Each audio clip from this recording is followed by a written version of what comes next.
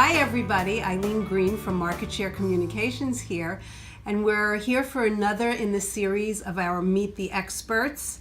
I'm here today with our social media guru, Danielle Hershkovitz. And did I say that right? Yep. I should know because you've been with us for several years now. Yeah. And Danielle is going to be having the next member of the Market Share team in a few months. We're all very excited. So welcome today. Thank you. Thank you for having me. Oh, you're very welcome. So Danielle, let's talk a little bit about social media because you know everyone's always asking us, what do I do? How do I do it? Does it really work? So to get us started, what businesses should be utilizing social media? This is my favorite question. Every single business. That's what we like to tell our clients. Whether you're in retail, whether you're an attorney, an accountant, and I get that a lot from attorneys and accountants. They say, oh, well, my clients aren't really, I don't think I'm going to reach my clientele on social media. What's the demographic of your clientele?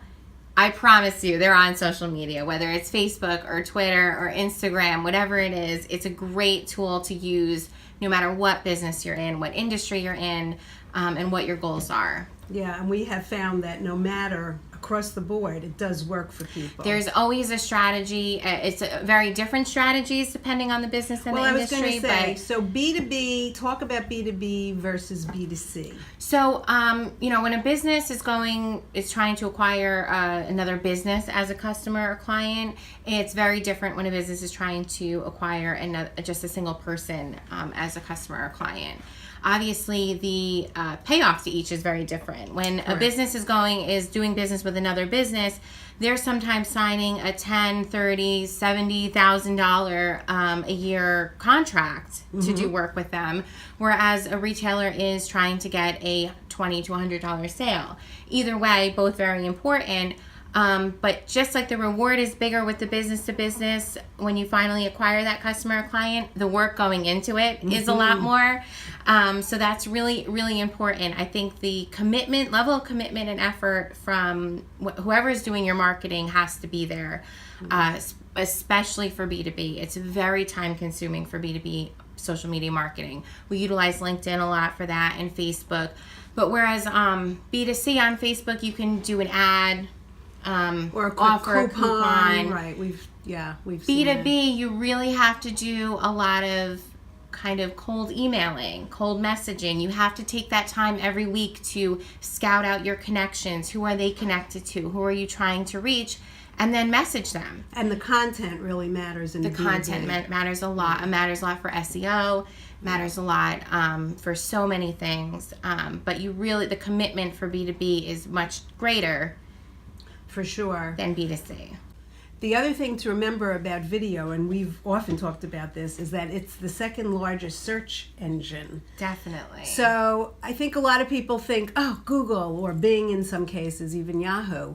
But the truth is, the YouTube channel... I'm constantly searching stuff on YouTube. We actually fixed our washing machine because Ted looked up a video on YouTube and got it fixed. It's hysterical. Well, you know what? And that's a good point, too. The content that you use on video should be useful to the viewers. Yes. It should really give them a lot of information, help them with something, whatever it is. Make sure the content is very useful and with the viewer in mind, not your goal necessarily in mind. That's true for all social media. It's not what you like yourself. It's think of your customers, your clients, and what would they be interested in finding out.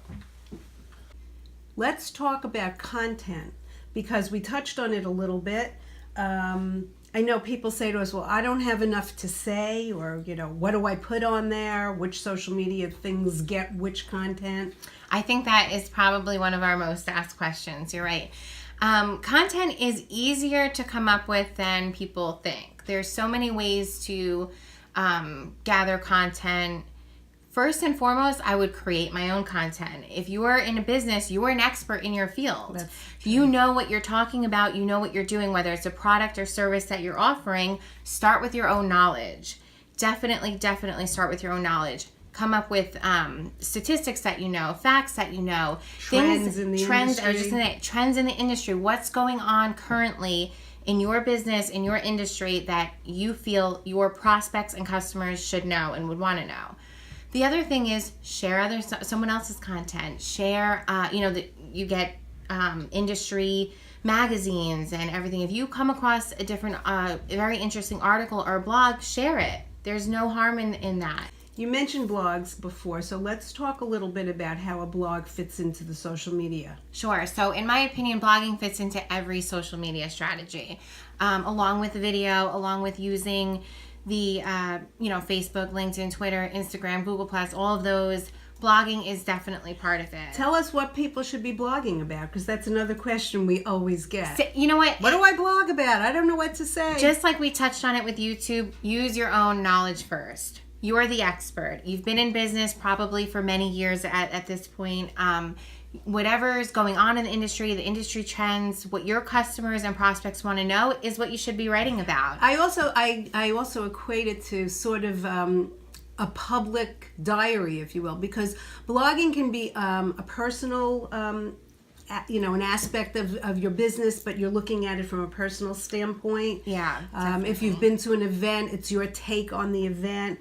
It's something that you're talking about from a personal standpoint, as opposed to necessarily maybe an article that may have some statistics or facts in it. Definitely. And if you're just getting started with social media marketing, a great way to really just step into it is pick a topic. Pick a topic that you know is relevant right now for your business, for your customers, for your prospects, and use it on Facebook, use it on LinkedIn, write a blog about it, do a video about it, and you can share all of that content among all of the different avenues. Which is fabulous. I want to also, while we're on the topic of all these different channels, let's talk about hashtags and how those things confuse everybody. One of the most misused. I see it all the time. It drives me crazy. Yeah. Why are they hashtagging that? So in my view is there's two ways to use hashtags. One is for fun and entertainment, and one is to actually be useful for SEO, for searching for things, right. For reaching your prospects and clients. When it comes to business, depends on the business you're in. If it's B2B, I tend to just stick with the useful side. If you have a fun kind of business, you can mix it in with both. So, we see, and you can help me come up with some hashtags that are just for fun. Hashtag I'm happy. Hashtag this is my dog. Hashtag mom life. Whatever it is.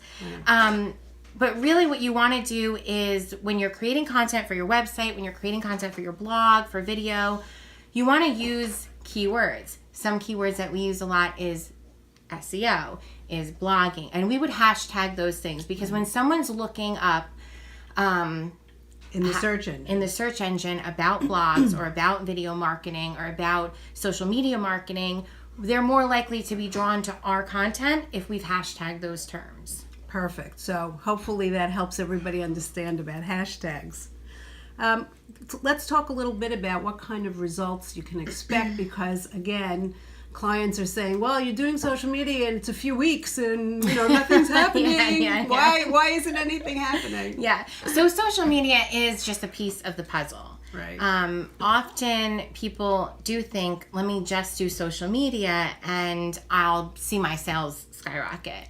Not going to happen. I'll tell you where it might happen. Multi-level marketing companies. Those are very popular right now on social media. They're selling, and they're great. I love them. The makeup, the stick-on nails, the CBD oil. They're going to primarily use social media. They're not hiring a marketing company to do emails for them or create a website for them. They're independent, consultants. Right. That's where your primary use could be social media. For the rest of us, can't just be about social media. You can expect results based on your entire marketing strategy.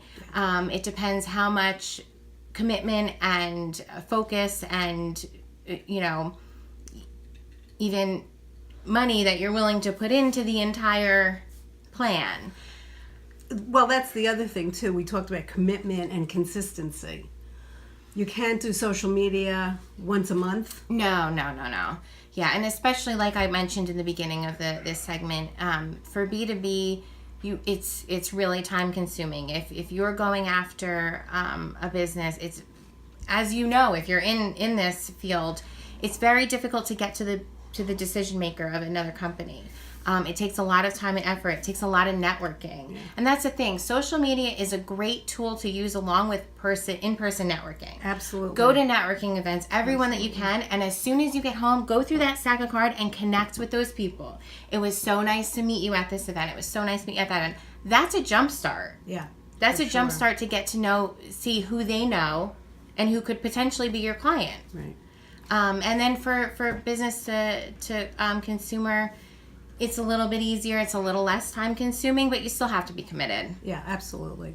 So just for those people out there seeing this who may want to start for the first time, how do they get started? Sometimes it seems overwhelming.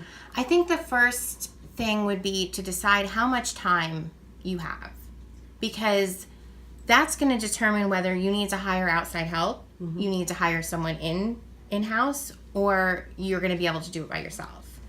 Often people think, especially solopreneurs, I can just do this by myself. Sometimes they can. Oftentimes they're not going to see the results they expect. And it's also working on your business work versus working in your business. If you are somebody who bakes cakes and does catering, are you going to have the time to devote to putting up your social media? Often it is more efficient to make that commitment, work with a social media company, and be the person to just take pictures of the project that you're working on and send it and let them handle it. And sometimes, often, we frequently go to our clients and do videos for them and take pictures for them, collect a bunch of content that I can have for like a couple of months, and then we're good to go. So that I would start with deciding if you have the time. If you don't, then you're going to need to look into marketing companies. After that, like I mentioned before, maybe just start by picking a topic a month and do a video, do a blog, create social media posts, do emails,